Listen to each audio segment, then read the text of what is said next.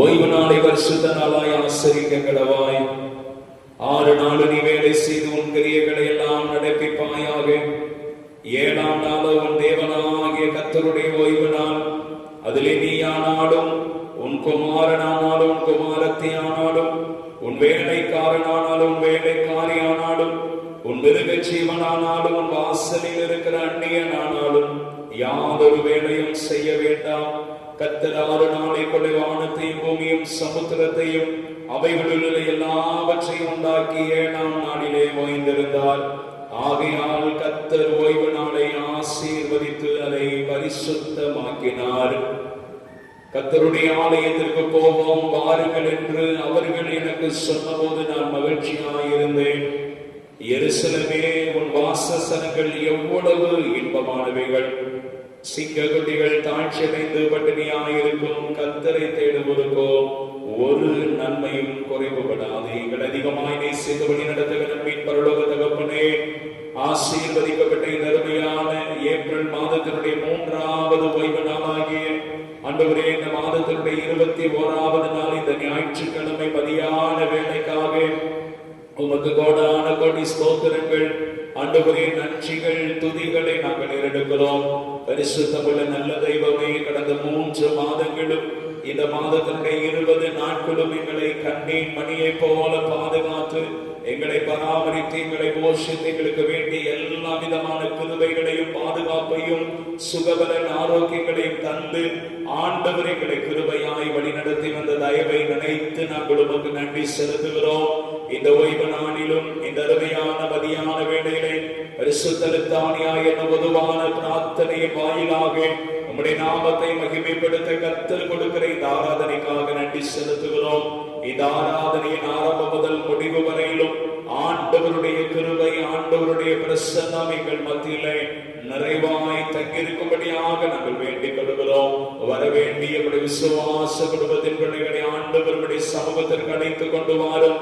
இந்த ஆராதனைக்கு விரோதமாய் செயல்படுகிற எல்லா விதமான அந்தகாரத்தின் வல்லமைகளையும் பிசாசுடைய கிரியைகளையும் இயேசுவின் நாமத்திலே நாங்கள் கண்டிதப்புறப்படுத்துகிறோம். ஆண்டவரின் ஆராதனையிலே மகிமைப்படும் ஆண்டவருடைய கிருபைக்குள்ளாக எங்களை தாழ்த்தி அர்ப்பணிக்கிறோம். தெய்வீக கிருபை பிரசன்னம் இந்த ஆலயம் முழுவதும் நிறைந்து காணப்பட ஆண்டவர் உதவி செய்யும். இப்ப இயேசு கிறிஸ்துவின் நாமத்தில் வேண்டிக் கொள்கிறோம். ஜீவனுள்ள நல்ல பிதாவே, தேவனுடைய பரிசுத்த நாமத்திற்கு மகிமை உண்டாவதாக. ஆராதனைக்கு ஆயத்தமாக நாம் யாவரும் எழுந்து நின்று 23வது பாடல், ஓய்வு நாள் இது மனமே, தேவனின் உரையை தியானம் செய் கவனமே.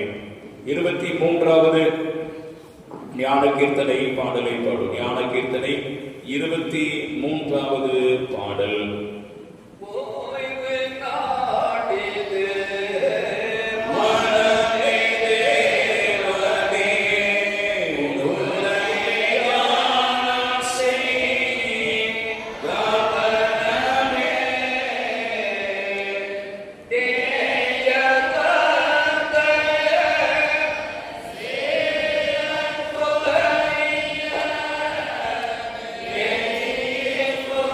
Yeah.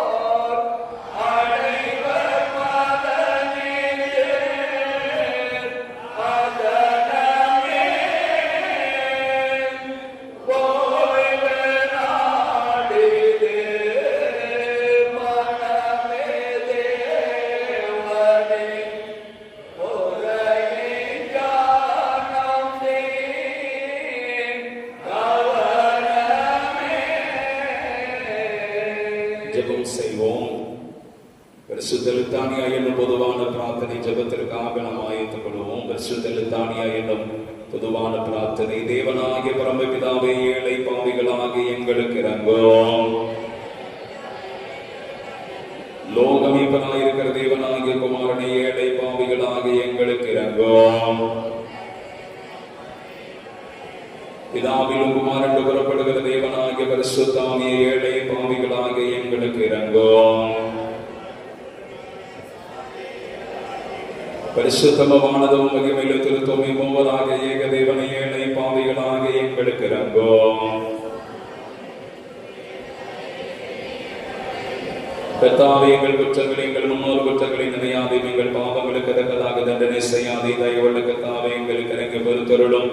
மகாபலி விருது மதத்தால் மீட்டுக் கொண்டபடி ஜனமாகி எங்கள் மேல் இன்றைக்கு கோபமாயிராமல் இறங்கி பொறுத்தருளும். சகல தீமையிலும், ஆபத்தினின்று பாவத்திலும், விசாசி தந்திரங்களிலும், விரோதங்களிலும், கோபத்திலும், நித்திய ஆக்கினையிலும் நின்றோம். இருதய குருட்டாட்டத்திலும், அகந்தையிலும், வெறுமையிலும், ஆயத்தினின்று பொறாமையிலும், வகையிலும், வருமத்திலும், சகலவித அன்பு தாழ்ச்சியிலும் நின்றோம்.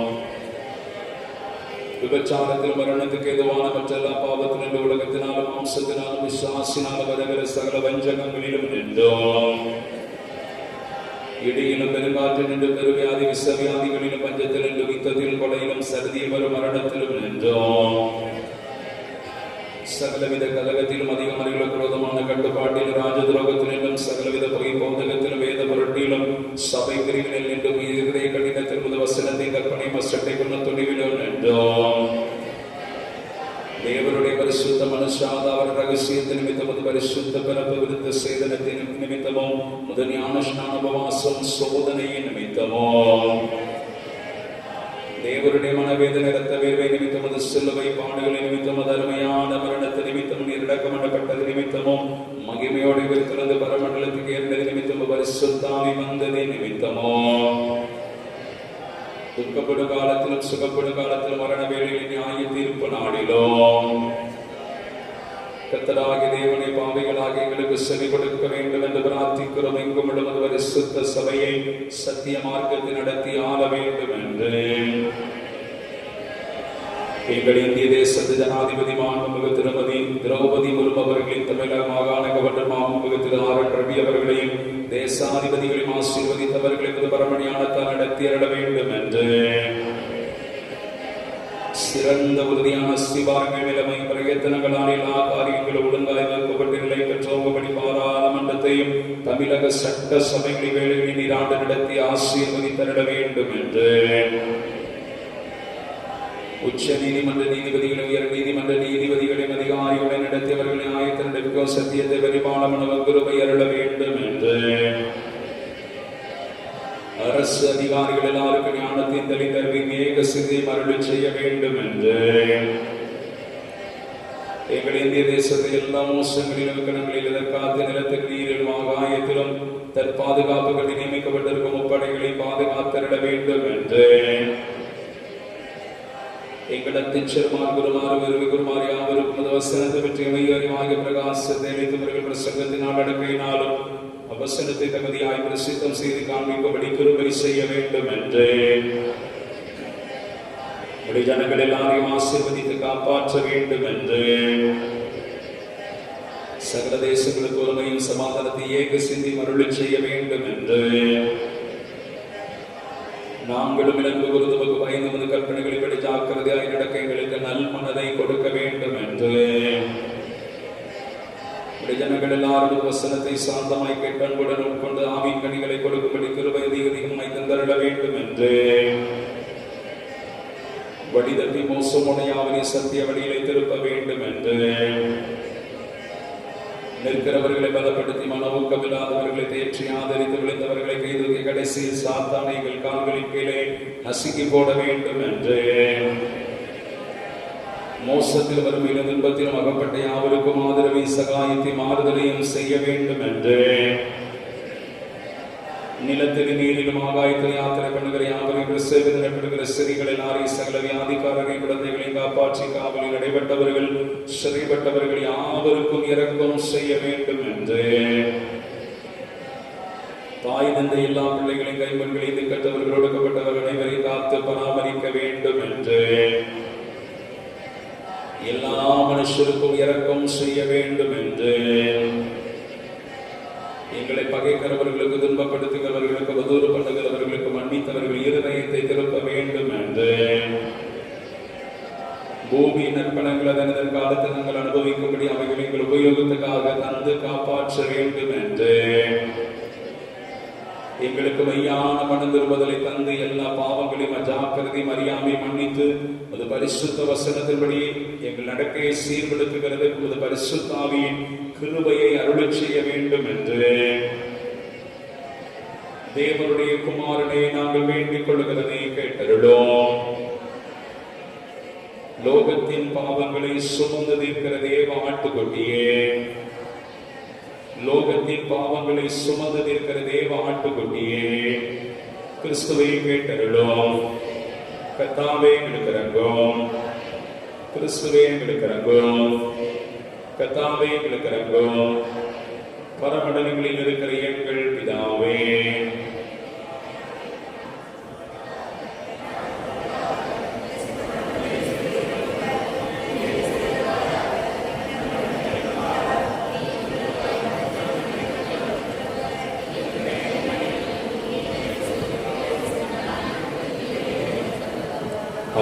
கர்த்தாவே எங்கள் பாவங்களுக்கு தக்கதாக எங்களை தண்டியாதையோம்.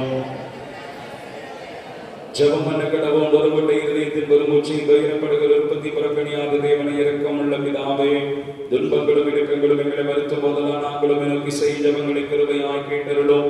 முதலியாராக நாங்கள் இந்த உபத்திரவங்களினாலும் சேதப்படாமலும் அது பரிசுத்த சபையில் எப்பொழுதும் நமக்கு ஸ்தோத்திரம் செலுத்தும்படியாக விசுவாச மனிதரும் எங்களுக்கு விரோதமாக நடக்க உபாய் தந்திரங்களாகவும் தேவனுடைய தயவுகளை விசாரணை நலவமாய் போகும்படி எங்கள் கர்த்தராகிய இயேசு கிறிஸ்துவிடம் கிருபை செய்தருளும். பராபரனை எங்கள் பிதாக்கள் காலத்தில் அவர்களுக்கு முந்தின பூர்வ காலத்தில் தேவனை செய்த மகத்தான கிரியைகளை எங்கள் பிதாக்கள் அறிவிக்க எங்கள் காதுகளால் கேட்டோம். பிதாவுக்கும் குமாரனுக்கும் பரிசுத்தாவிக்கு மகிமை உண்டாவதாக. கிறிஸ்துவை எங்கள் சத்துருக்களை விலக்கி எங்களை ரட்சியோம். உருக்கமாய் எங்கள் மனவிசாரங்களை பாரோம். தயவாய் இரக்கத்துடன் எங்கள் ஜெபங்களை கேளோம். கிறிஸ்துவை எப்பொழுதும் எப்பொழுதும் செவி கொடுத்தருளோம். கர்த்தாவே உடைய இரக்கத்தை எங்களுக்கு காண்பியோம். ஜெபம் பண்ண கிடவோம். பிதாவே எங்கள் பலவீனங்களை இரக்கமாய் நோக்கி பார்த்து நியாயமாய் எங்களுக்கு வர வேண்டிய தீங்குகளை நாமற்றியும் அது நாமத்துக்கு மகிமை உண்டாக விலைக்கு எங்களுக்கு நேரிடும் எல்லா துன்பங்களில் நாங்களும் அது இரக்கத்தை பூர்ணமாய் நம்பி பற்றிக் கொள்ளவும் உமக்கு கனவ மகிமையாக இப்பொழுதும் ஆசீர்வாத பரிசுத்த நடக்கையுள்ளவர்களாய் சேவிக்கவும் கிருபை செய்ய வேண்டும் என்று எங்கள் ஒரே மத்திய காரியகத்திரமாக இயேசு கிறிஸ்துநாதன் மூலமாய் மனத்தாழ்மையோடு வேண்டிக் கொள்கிறோம். இத்தருணத்தில் ஒருமனப்பட்டு உம்மை நோக்கி எங்கள் பொதுவான விண்ணப்பங்களை செய்ய எங்களுக்கு கிருபை அளித்த சர்வ வல்லமையுள்ள தேவனை 2 பேராவது 3 பேராவது என் நாமத்தினாலே கூடி வரும்போது அவர்கள் கேட்கிறவர்களை அருளிச்சேன் என்று வாக்குறுதி இருக்கிறீர்கள். கர்த்தாவே முதலியாராக எங்களுக்கு வேண்டிய நன்மைகள் உண்டாக எங்கள் விருப்பங்களையும் எங்கள் வேண்டுதலையும் இப்பொழுது நிறைவேற்றி இம்மேலும் சத்தியத்தை அறிகிற அறிவை மறுமையில நித்திய ஜீவனையும் எங்களுக்கு கட்டளையிட்டருளோம். உட்காருவோம். வேத பாடம் வாசிக்க கேட்போம்.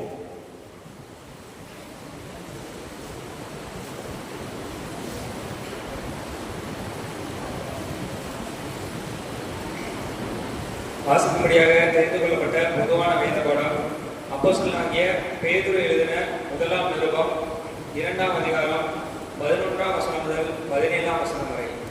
1 பேதுரு 2ஆம் அதிகாரம் 11ஆம் வசனம் முதல் 17ஆம் வசனம் வரை. பிரியமானவர்களே, அந்நியர்களும் பரதேசியமாய் இருக்கிற நீங்கள் ஆத்துமாவுக்கு விரோதமாய் போர் செய்கிற மாம்ச இச்சைகளை விட்டு விலகி புறஜாதிகள் உங்களை அக்கிரமக்காரர் என்று விரோதமாய் பேசும் விஷயத்தில் அவர்கள் உங்கள் நற்கிரியைகளை கண்டு அவற்றை நிமித்தம் சந்திப்பின் நாளிலே தேவனை மகிமைப்படுத்தும்படி நீங்கள் அவர்களுக்குள்ளே நல்நடக்கை உள்ளவர்களாய் நடந்து கொள்ளுங்கள் என்று உங்களுக்கு புத்தி சொல்கிறேன். நீங்கள் மனுஷருடைய கட்டளைகள் யாவற்றுக்கும் கர்த்தர் நிமித்தம் கீழ்ப்படியுங்கள். மேலான அதிகாரம் உள்ள ராஜாவுக்கானாலும் சரி, தீமை செய்கிறவர்களுக்கு ஆக்கினையும் நன்மை செய்கிறவர்களுக்கு புகழ்ச்சியும் உண்டாகும்படி அவனால் அனுப்ப அனுப்பப்பட்ட அதிகாரிகளுக்கானாலும் சரி கீழ்ப்படியுங்கள். நீங்கள் நன்மை செய்கிறதினாலே புத்தியின மனுஷருடைய அறியாமையை அடக்குவது தேவனுடைய சித்தமாய் இருக்கிறது. சுயாதீனம் உள்ளவர்களாய் இருந்தும் உங்கள் சுயாதீனத்தை துர்க்குணத்திற்கு மூடலாக கொண்டிராமல் தேவனுக்கு அடிமைகளாய் இருங்கள். எல்லாரையும் கனம் பண்ணுங்கள். சகோதரரிடத்தில் அன்பு கூறுங்கள். தேவனுக்கு பயந்திருங்கள். ராஜாவை கனம் பண்ணுங்கள். வாசப்படியாக குறிக்கப்பட்ட பொதுவான வேதவாதம் வாசித்தாயிற்று.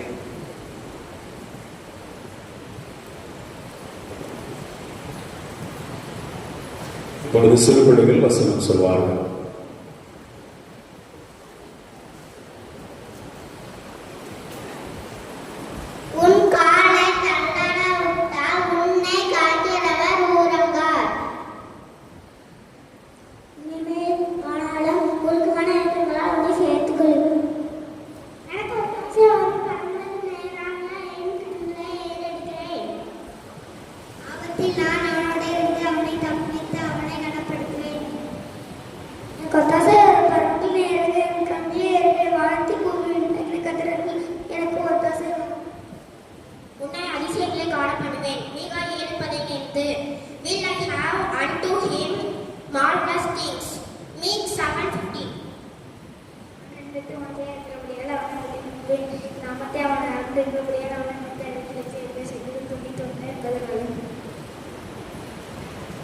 கூர்மையான அன்பு.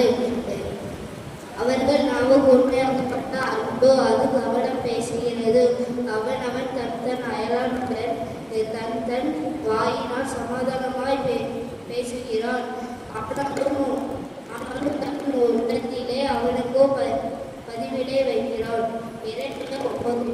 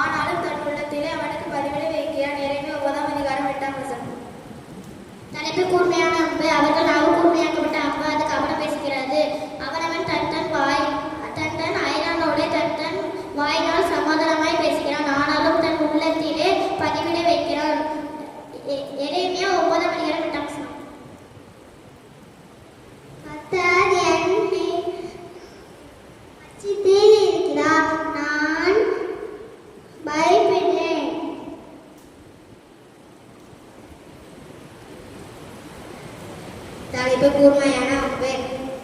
அவர்கள் நாவு கூர்மையாக்கப்பட்ட அம்பு அது கபடம் பேசுகிறது. அவன் தன் அயலானோடு தன் வாயினால் சமாதானமாய் பேசுகிறான். ஆனாலும் தன் உள்ளத்திலே அவனுக்கு பதிவிடை வைக்கிறான். எரேமியா 9:8. தலைப்பு கூர்மையான அம்பு. அவர்கள் நாவு கூர்மையாக்கப்பட்ட அம்பு அது கபடம் பேசுகிறது. அவன் தன் அயலானோடு தன் வாயினால் சமாதானமாய் பேசுகிறான். ஆனாலும் தன் உள்ளத்திலே அவனுக்கு பதிவிடை வைக்கிறான். எரேமியா 9:8. தலைப்பு கூர்மையான அம்பு. அவர்கள் நாவு கூர்மையாக்கப்பட்ட அம்பு அது கபடம் பேசுகிறது. அவனவன் தன் அயலானோடு தன் வாயினால் சமாதானமாய் பேசுகிறான். ஆனாலும் தன் உள்ளத்திலே அவனுக்கு பதிவிடை வைக்கிறான். எரேமியா 9:8. தலைப்பு கூர்மையாக அம்பு. அவர்கள் நாவு கூர்மையாக்கப்பட்ட அம்பு, அது கபடம் பேசுகிறது. அவனவன் தன் அயலானோடே தன் வாயினால் சமாதானமாய் பேசுகிறான், ஆனாலும் தன் உள்ளத்தையே அவனுக்கு பதிவிட வைக்கிறான். எரேமியா 9:8. தலைப்பு: கூர்மையான அம்பு. அவர்கள் நாவு கூர்மையாக்கப்பட்ட அம்பு, அது கபடம் பேசுகிறது. அவனவன் தன் அயலானோடே தன் வாயினால் சமாதானமாய் பேசுகிறான், ஆனாலும் தன் உள்ளத்திலே அவனுக்கு பதிவிட வைக்கிறான். எரேமியா 9:8.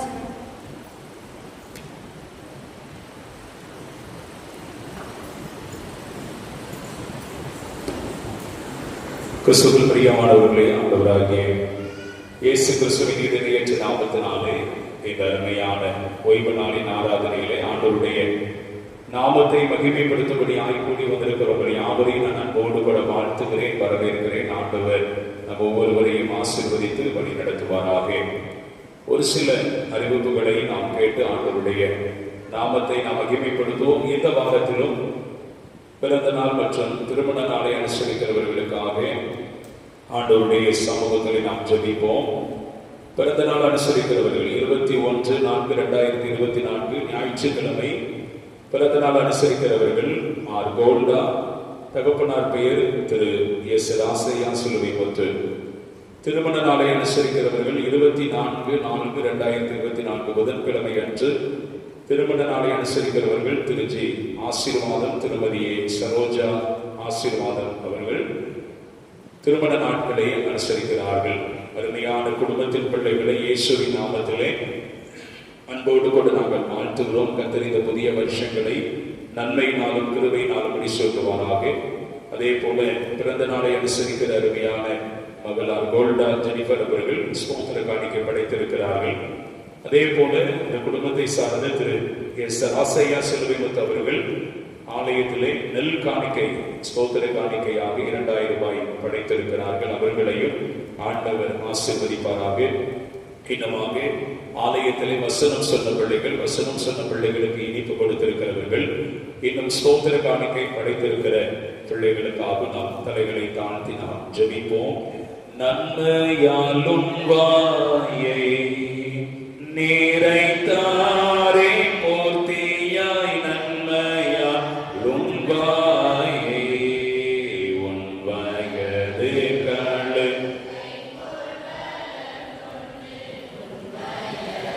கழுகை போல் பலம் கொண்டு ஓங்கு இளமை போலாகவே செய்ததால் என்னாலுமே துதிப்பார். என்னாத்துமாவே நீ என்னாலுமே துதிப்பார்.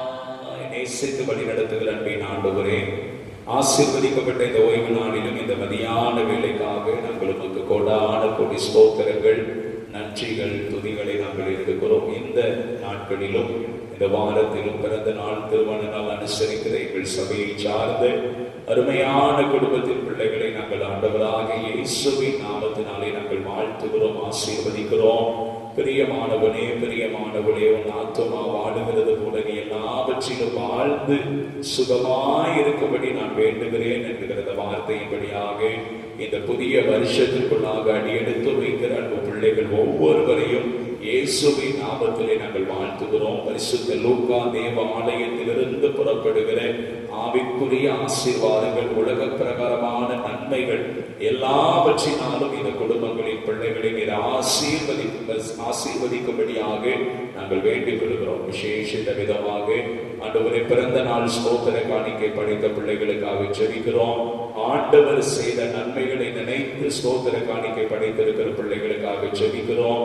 விசேஷித்த விதமாக நெல் காணிக்கை படைத்திருக்கிற குடும்பத்தின் பிள்ளைகளையும் உடைய கரத்திலே ஒப்புக் கொடுக்கிறோம். வசனம் சொன்ன பிள்ளைகளுக்கு இனிப்பு கொடுத்த குடும்பத்தாரை நாங்கள் ஒப்புக் கொடுக்கிறோம்.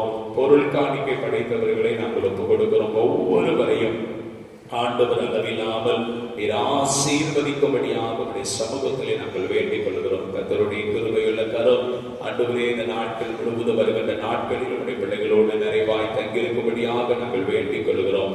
பரிசுத்தமுள்ள தெய்வம் தொடர்ந்து உடைய பிள்ளைகளை ஆசீர்வதித்து வழி நடத்தும் மகிமைப்படும் பெரிய காரியங்களை செய்தருடன் இப்ப இயேசு கிறிஸ்துவின் நாமத்தில் வேண்டிக் கொள்கிறோம் ஜீவனுள்ள நல்ல பிதாவே. மேலும் ஒரு சில அறிவிப்புகள் கிறிஸ்துவுக்கானவர்களை கர்த்தருக்கு சித்தமானால் வருகின்ற மே மாதம் 16, 17, 18, 19 ஆகிய 4 நாட்கள் நம்முடைய ஆலயத்தின் சார்பாக பாலியல் மனமகிழ்ச்சி பண்டிகையும் சேர்ப்பு கால பண்டிகையும் நடைபெறும் என்பதை தெரிவித்துக் கொள்கிறோம். குறிப்பாக அதற்கு ஆயத்தமாக 5/5/2024 வருகின்ற மே மாதம் 5ஆம் தேதி ஞாயிற்றுக்கிழமை மாலை 7 மணிக்கு வேதாகம தேர்வு. இந்த வருஷத்திலே இந்த பண்டிகையை முன்னிட்டு ஒரு வேதாகம தேர்வு நாம் ஏற்கனவே அதை குறித்த அறிவிப்புகளை 1 மாதத்திற்கு முன்பதாகவே நாம் கொடுத்திருக்கிறோம்.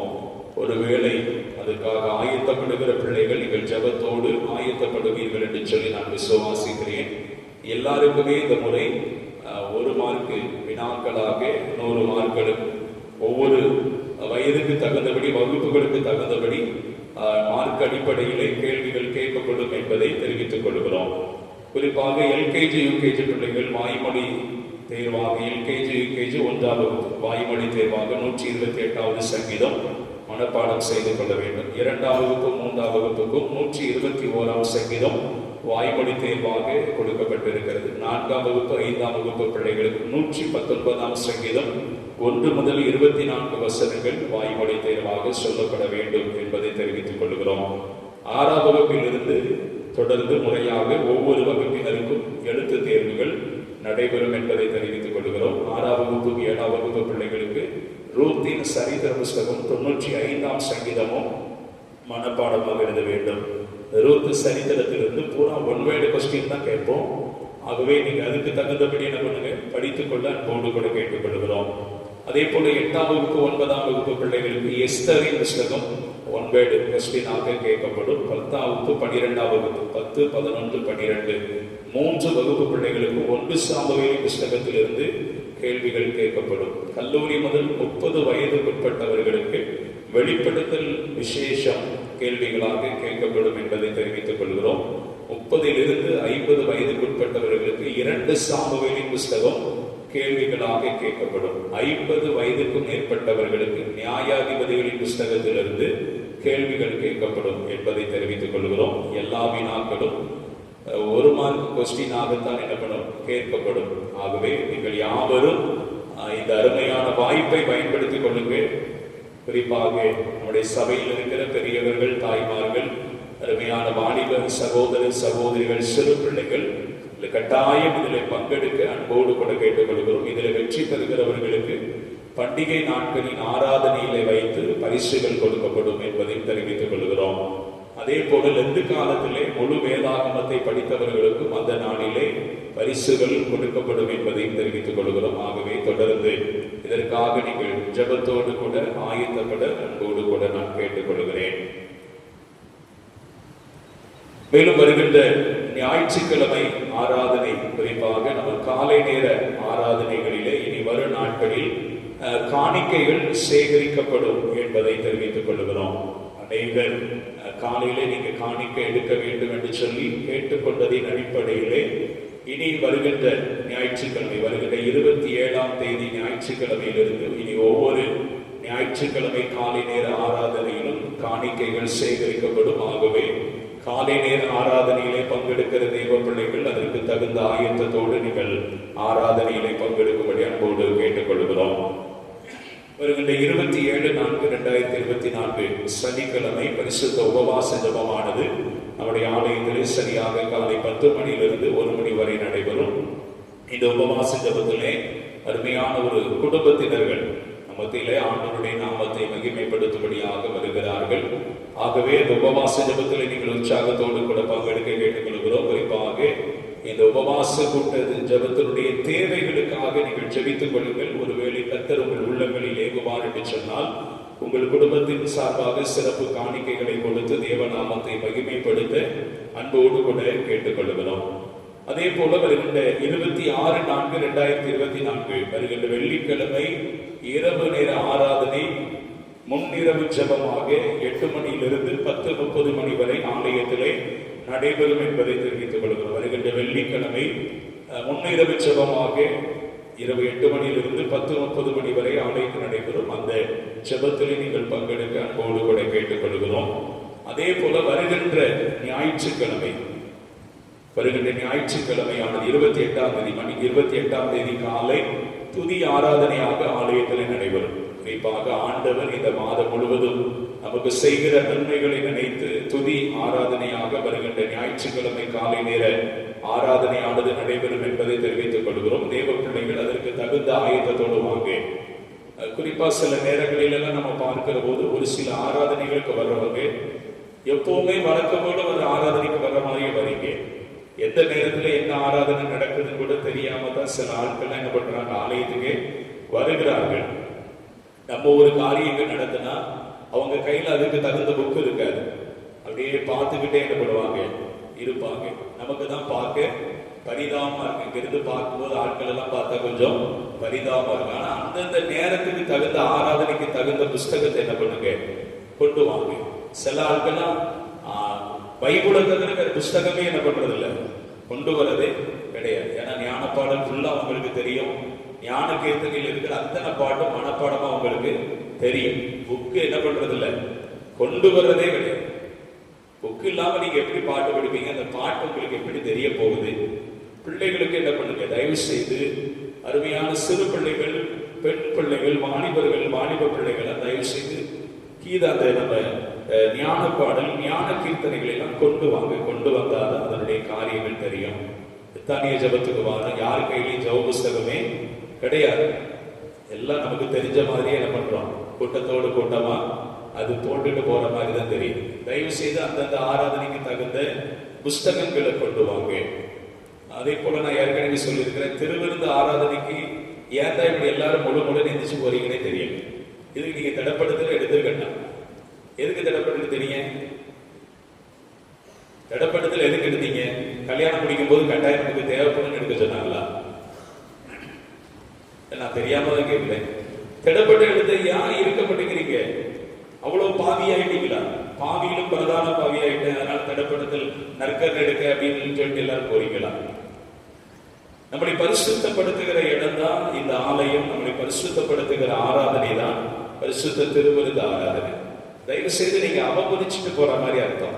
இப்ப நீங்க திருவிருந்த ஆராதனையில நீங்க இல்லாம எழுந்து போறீங்கன்னா நீங்க ஆராதனையை அவமதிக்கல, ஆண்டவருடைய சரீரத்தையும் ரத்தத்தையும் நீங்க என்ன பண்றீங்க, அவமதிக்கிறீங்கன்னு அர்த்தம். அதுக்கு மேல நான் சொல்றதுக்கு ஒண்ணு இல்லை. தயவுசெய்து இனி வருகின்ற மாதங்களிலாவது திருவிருந்த ஆராதனையில இருந்துட்டு போங்க. அதால கதவை சாத்துறதுக்கு முன்னாடியே என்ன பண்ணியிருந்தாங்க, ஓடி இருந்தாங்க. பிடிச்சா உட்கார வச்சிருவாங்கன்னு சொல்லிட்டே என்ன பண்ணியிருந்தாங்க, நிறைய பேர் ஓடி இருந்தீங்க. தயவு செய்து போகாதீங்க. திருவிருந்த ஆராதனையில தயவு செய்து எல்லாரும் என்ன பண்ணுங்க, பங்கெடுங்க. அதுக்கு தான் கத்திரத்த ஆராதனை சபைகளிலே ஒழுங்குபடி வைத்திருக்கிறார். ஆகவே இந்த ஆராதனையில என்ன பண்ணுங்க, பங்கெடுக்கும்படி அன்போடு கூட நான் கேட்டுக்கொள்கிறேன். அதே போல ஐக்கிய சங்க கூட்டம், ஐக்கிய சங்க கூட்டங்களில் எல்லாம் பார்த்தா இப்ப ஆண்கள் கூட்டம் பரவாயில்ல. திங்கட்கிழமையில குறைஞ்சது ஒரு 6-7 பேர் என்ன பண்ணியிருந்தாங்க, பங்கெடுக்கிறதுக்காகவே ஆராதனைக்கு வருகிறார்கள். கர்த்தர் அவர்களை ஆசீர்வதிப்பாராக. அதே போல செவ்வாய்க்கிழமை நடக்கிற வாலிப பெண்கள் கூட்டம் ரொம்ப பரிதாபத்துக்குரியது. 2 பிள்ளைகள் இல்ல 3 பிள்ளைகள். 10 பிள்ளைகளை எங்க போவீங்க? வீட்டுல தானே இருப்பீங்க. சரி, இவ்வளவு நாள் உங்களுக்கு ஸ்பெஷல் கிளாஸ், டெஸ்ட் இருந்தது, பரீட்சை இருந்தது, படிக்க போனோம், எங்களுக்கு டியூஷன் போனோம், நேரம் இல்லை, லீவ் விட்டாச்சே. +2 எல்லாம் +2 10th எல்லாம் மார்ச் மாசம் 20ஆம் தேதிக்கு பிறகு அதுக்குள்ளே லீவ் விட்டாச்சு. சில வாலிப பிள்ளைகள் இந்த பகுதி பக்கமே வர்றதில்லை. சாயந்தர நேரம் கோயிலுக்கு வந்துருவோம், கோயிலுக்கு கூப்பிடக்கூடாது பயப்பட கூப்பிடுவாங்கன்னே வராம இருப்பாங்க நினைக்கிறேன். பெற்றோர்கள் என்ன செய்றீங்க எனக்கு தெரியல. உங்க பிள்ளைகளை அனுப்பி வைங்க. அதுக்கு தான் நான் வாலிபர் கூட்டம் எதுக்கு வைக்குது? எங்களுக்கு நேரம் போகல, எங்களுக்கு வீட்டுல நேரம் போகல, அதனால வாங்க 2 பிள்ளைகளை பிடிச்சு உட்கார வச்சு 2 பாட்டை சொல்லி கொடுத்து 2 வசனத்தை சொல்லி கொடுக்கறதுக்காக நாங்க இது பண்றோம். எங்களுக்கு தேவையில்லை. நீங்க வந்தா நடத்த போறோம், வடராட்டா நாங்க போய் உட்கார போறோம். உங்களுடைய எதிர்காலம் நல்லா இருக்கணும் அப்படிங்கிறதுக்காக தான் வாலிபர் பிள்ளைகள் கூட்டம். அதுக்குதான் வைக்கிறோம். வாலிபர்களை எனக்கு கூட்டத்துக்கு ஒரே ஒரு ஆள் இருக்காரு. எனக்கு அந்த பையன் ஒரு பையன் நினைச்ச சந்தோஷமா இருக்கு. பரவாயில்ல, அந்த கூட்டத்துக்கு ஒழுங்க வர. மற்ற வாலிபர்களை எங்க போறீங்கன்னு எனக்கு தெரியல.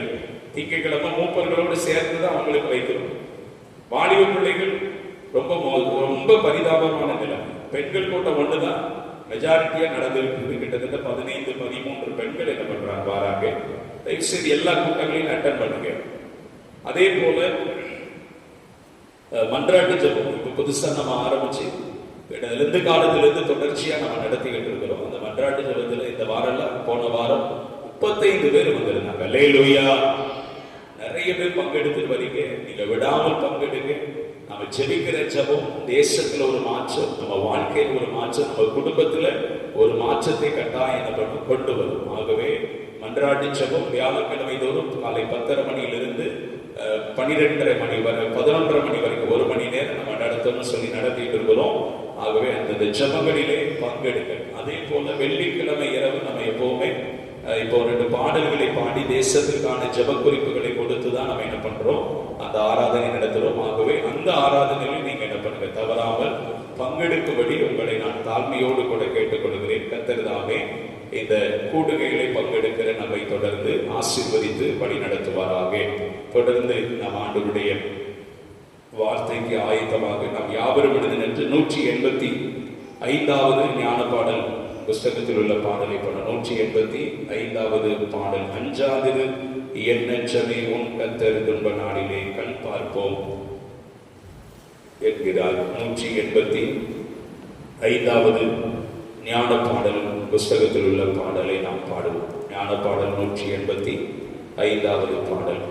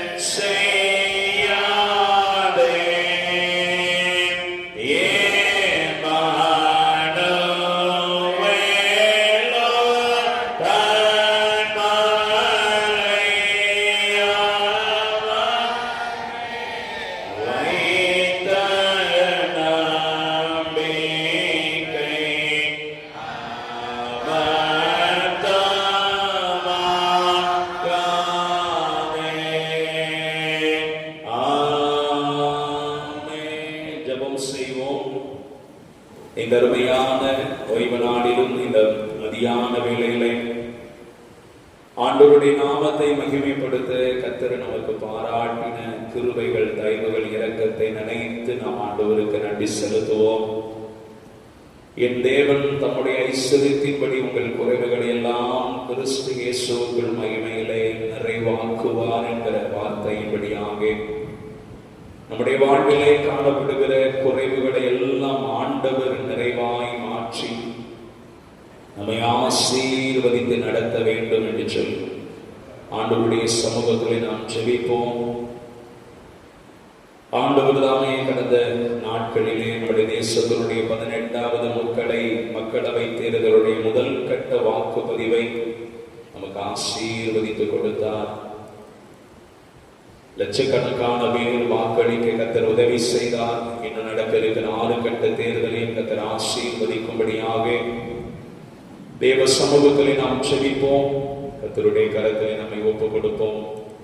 ஆண்டவர் நம்மை ஆசீர்வதித்து வழி நடத்துவார். எங்கள் அதிகமாய் நேசித்து வழி நடத்துகிற அன்பின் பரலோக தகப்பனே, ஆசீர்வதிக்கப்பட்ட இந்த அருமையான ஓய்வு நாளிலும் இந்த மதியான நேர ஆராதனைக்காக உமக்கு நன்றி செலுத்துகிறோம். பரிசுத்தமுள்ள நல்ல பிதாவே, இந்த ஆராதனையிலே பங்கெடுத்திருக்கிற திருச்சபையினுடைய பெரியவர்கள், தாய்மார்கள், ஆண்டவரே, குடும்ப தலைவர்கள், குடும்ப பெண்கள், வாலிப சகோதர சகோதரிகள், சிறு பிள்ளைகள் எல்லாரையும் உடைய கரத்திலே நாங்கள் ஒப்புக் கொடுக்கிறோம். கர்த்தருடைய பிள்ளைகளை நீர் ஆசீர்வதித்து நடத்த வேண்டுமாறு நாங்கள் வேண்டிக் கொள்கிறோம். என் தேவன் தம்முடைய ஐஸ்வரியத்தின்படி உங்கள் குறைகளை எல்லாம் கிறிஸ்து இயேசுவுக்குள் மகிமையிலே நிறைவாக்குவார் என்கிற அந்த வார்த்தையின்படி ஆண்டவர் எல்லா குறைகளையும் நிறைவாக்கி உடைய பிள்ளைகளை ஆசீர்வதிக்கும்படியாக நாங்கள் வேண்டிக் கொள்கிறோம். பரிசுத்தமுள்ள கரம் கூட இருக்கட்டும். நடந்து முடிந்த தேர்தலுக்காக ஸ்தோத்திரம். என்ன நடக்க இருக்கிற தேர்தல்களுக்காக நன்றி செலுத்துகிறோம். வாக்களிக்கிற ஜனங்களை ஆண்டவர் ஆளுகை செய்யும். உமக்கு சித்தமானவர்கள் ஒவ்வொருவரும் அந்த ஆளுமை பொறுப்புக்கு கடந்து வர கர்த்தர் உதவி செய்யும்படியாக நாங்கள் வேண்டிக் கொள்கிறோம். சமூகத்தில் எங்களை தாழ்த்தி அர்ப்பணிக்கிறோம். இந்த அருமையான வேளையிலும் ஆண்டவர் எங்களோடு கூட வார்த்தைகளினாலே இடைவிடும். வார்த்தைகள் ஒவ்வொன்றும் எங்களுக்கு ஆசீர்வாதமாயிருக்க ஆண்டவர் உதவி செய்யும்படியாக வேண்டிக் கொள்கிறோம். நீரே மகிமைப்படும். நீரே பெரிய காரியங்களை செய்தருளும். இயேசு கிறிஸ்துவின் நாமத்தில் வேண்டிக் கொள்கிறோம். ஜீவனுள்ள நல்ல பிதாவே, நாம் யாவரும் அமருவோம்.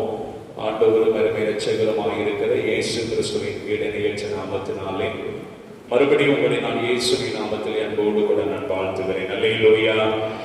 இந்த மாதத்தினுடைய வாக்கு தத்தம் நம்ம என்ன வசனத்தை வைத்து தியானித்தோம்? யாருக்கா ஞாபகம் இருக்கா?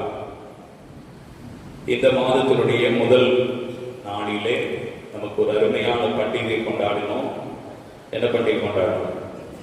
ஈஸ்டர் பண்டிகை கொண்டாடணும். அந்த பண்டிகையை வைத்து சில வார்த்தைகளை நான் உங்களோடு கூட இயேசு கிறிஸ்து சொன்னபடியே உயிர்த்தெழுந்ததினால் நமக்கு வருகிற நன்மைகள் என்ன அப்படிங்கிறத குறித்து ஒரு 5-6 காரியங்கள் உங்களோடு கூட நான் என்ன பண்ணினேன், தியானிச்சு ஆண்டவருடைய வசனங்கள் உங்களுக்கு சொன்னேன். எத்தனை பேருக்கு ஞாபகம் இருக்கிறது? சொல்லுங்க பார்க்கலாம். கண்களை திறந்தார், முதல் பாயிண்ட். அவிசுவாசத்தை நீக்கினார், 2வது பாயிண்ட். சிறியை நல்கிறார், கண்ணீரை துடைத்தார், உங்களுக்கு சமாதானம், 4வது உங்களுக்கு சமாதானம். தம்முடையவர்களை ஆண்டவர் ஆசீர்வதித்தார். ஒரு கரங்களை தட்டி அந்த சகோதரியை நம்ம வாழ்த்துவோம். நீங்க கொடுத்த இனிப்பு உங்களுக்கே ஒன்று வந்து நீங்கள் பெற்றுக்கொள்ள அன்போடு கேட்டுக்கொள்கிறேன். சரி, ஆண்கள் யாராவது சொல்றீங்களா? ஆண்கள் யாராவது? சரி, வாலிப சகோதரர்கள் சகோதரிகள், இப்ப அவங்க சொன்னதுதான் சொல்ல போறீங்க. யாருக்கா தெரியுமா? கண்களை திறந்தார், அவிசுவாசத்தை நீக்கினார், கண்ணீரை துடைத்தார், சமாதானத்தை தந்தார், தம்முடையவர்களை ஆசீர்வதித்தார். சரி, அருமையான மகளை நாம் இயேசுவின் நாமத்தில் வாழ்த்துகிறோம். கரங்களை தட்டுவோம். அவர்களுக்கு ஒரு சின்ன இனிப்பு.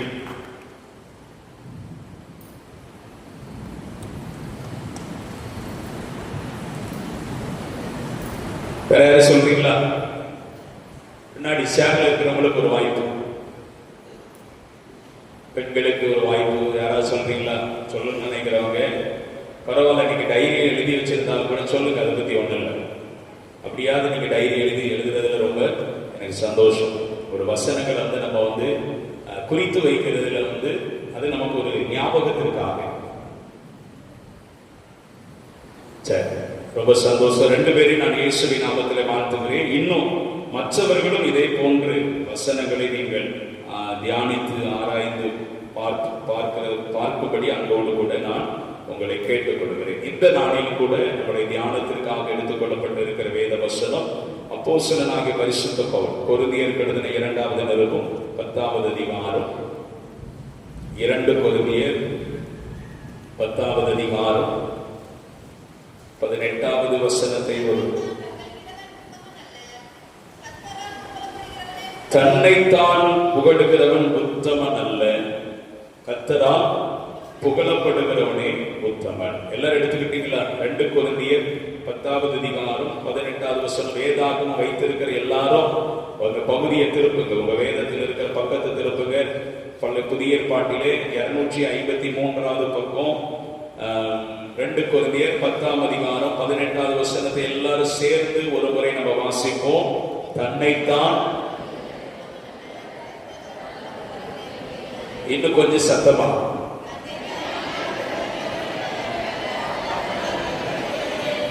கர்த்தரால் புகழப்படுகிறவனே உத்தமன் என்று வேதம் நமக்கு மிக தெளிவாய் கற்றுக் கொடுக்கிறது. தன்னைத்தான் புகழுகிற எந்த மனுஷனும் உத்தமன் அல்ல, கர்த்தரால் புகழப்படுகிறவன் தான் உத்தமன் என்று ஆண்டவர் பவுல் மூலமாக நமக்கு சொல்லுகிறார். எனக்கு அருமையான தேவனுடைய ஜனமே, நம்முடைய வாழ்க்கை, கிறிஸ்தவ வாழ்க்கை எப்படி இருக்கணும் அப்படின்னா, கர்த்தரால் புகழப்படுகிற ஒரு வாழ்க்கை நம்ம என்ன பண்ணணும், வாழ வேண்டும் என்று கர்த்தர் விரும்புகிறார். இந்த உலகத்துல நமக்கு ஜீவ காலம் 70 வயதிலிருந்து 80 வயது. அதுக்கு மேல இருக்கிறதெல்லாம் சஞ்சலமும் தவிப்பும் நிறைந்தது என்று வேதம் சொல்லுகிறது. ஆகவே ஆண்டவர் கொடுக்கிற இந்த ஜீவ காலங்களிலே ஆண்டவர் உங்களையும் என்னை பார்த்தும் புகழப்படுகிற ஒரு மனிதனாக, மனுஷியாக நாம் இருக்க வேண்டும் என்று சொல்லி கர்த்தர் விரும்புகிறார். வேதத்துல ஆண்டவர் நிறைய பேரை என்ன பண்ணினார், புகழ்ந்தார். எப்படி புகழ்ந்தார்? நீங்க வேதத்துல யோபுவின் சரித்திர புஸ்தகத்தினுடைய 1வது அதிகாரம் 8வது வசனத்தை நீங்க வாசித்து பாருங்க. யோபுவின் சரித்திர புஸ்தகம். கர்த்தர் சாத்தானை நோக்கி, என் தாசனாகிய யோபுவின் மேல் கவனம் வைத்தாயோ, உத்தமனும் சன்மார்க்கனும் தேவனுக்கு பயந்து பொல்லாப்புக்கு விலகுகிறவனுமாகிய அவனை போல பூமியில் ஒருவனும் இல்லை என்று ஆண்டவர் என்ன பண்ணுகிறார், யோபுவை புகழுகிறார். யோபுவினுடைய வாழ்க்கை எப்படிப்பட்டதா இருந்தது? எப்படிப்பட்டவரா இருந்தார்? உத்தமன், சன்மார்க்கன், தேவனுக்கு பயந்து பொல்லாப்புக்கு விலகுகிற ஒரு மனிதன். 4 விதமான நல்ல குணங்கள் யோபுவினுடைய வாழ்க்கையில காணப்பட்டபடினால் கர்த்தர் யோபுவை என்ன பண்ணினார், புகழ்ந்தார். இவனை போல ஒரு நல்ல மனிதனை இந்த பூமியில என்ன பண்ணல, ஒருவனும் இல்லை என்று ஆண்டவர் யோபுவை குறித்து என்ன பண்ணினார், புகழ்ந்தார். இன்னொருத்தர் வாசிங்கள, வேறொருத்தர் வாசிங்க. ரோமருக்கு எழுதின நிருபம் 4ஆம் அதிகாரம் 21வது வசனத்தை வாசித்து பாருங்க. ரோமர் 4:21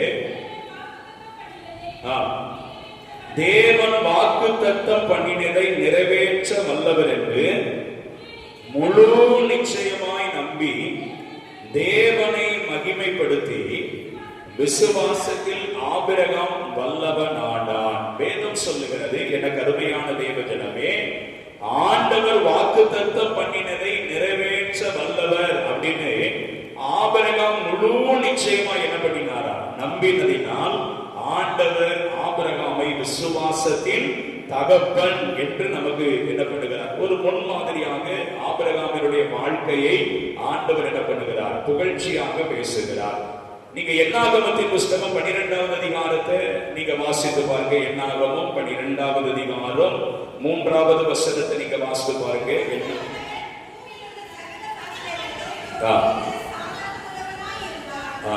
வேதம் சொல்லுகிறது, என்னாகமத்தின் புஸ்தகம் 12வது அதிகாரம் 3வது வசனத்திலே, மோசையானவன் பூமியில் உள்ள சகல மனிதரிலும் மிகுந்த சாந்த குணமுள்ளவன். மோசையை பார்த்து ஆண்டவர் சொல்லுகிறார், மோசை எப்படிப்பட்ட மனிதன், பூமியில் உள்ள எல்லாரை பார்க்கிலும் சாந்த குணமுள்ளவன் என்று புகழுகிறார்.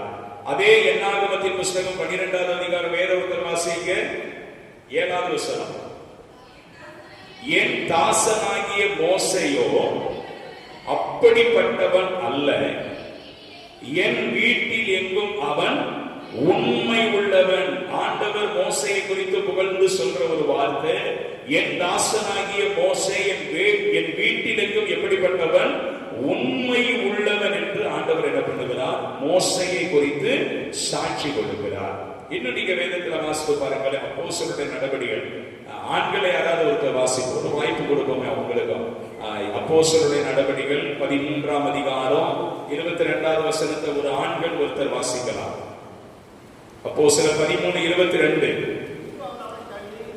பின்பு அவர் அவனை சவுலை தள்ளி தாவீதை அவர்களுக்கு ராஜாவாக ஏற்படுத்தி, ஈசாயின் குமாரனாகிய தாவீதை என் இருதயத்திற்கு ஏற்றவனாக கண்டேன், எனக்கு சித்தமானவைகளை எல்லாம் அவன் செய்வான் என்று அவனை குறித்து என்ன பண்ணினார், சாட்சி கொடுத்தார். ஆண்டவர் தாவீது ராஜாவை குறித்து சாட்சி கொடுக்கிறார். எப்படி சாட்சி கொடுக்கிறார்? வசனம் சொல்லுகிறது, ஈசாயின் குமாரனாகிய தாவீதை என் இருதயத்திற்கு ஏற்றவனாக கண்டேன், எனக்கு சித்தமானவைகளை எல்லாம் தாவீது என்ன பண்ணுவான், செய்வான் என்று சொல்லி ஆண்டவர் தாவீதை குறித்து என்ன பண்ணுகிறார், புகழ்ந்து சொல்லுகிறார். இப்போ உங்களை பார்த்து ஆண்டவர் சொல்லணும், என்ன சொல்லணும்? உத்தமன், பொல்லாப்புக்கு விலகுகிறவன், சாந்த குணமுள்ளவன், சாந்த குணமுள்ளவன், உண்மை உள்ளவன். மோசேயை போல உண்மை உள்ளவர்கள், நீங்களும் மோசேயை போல உண்மை உள்ளவர்கள்.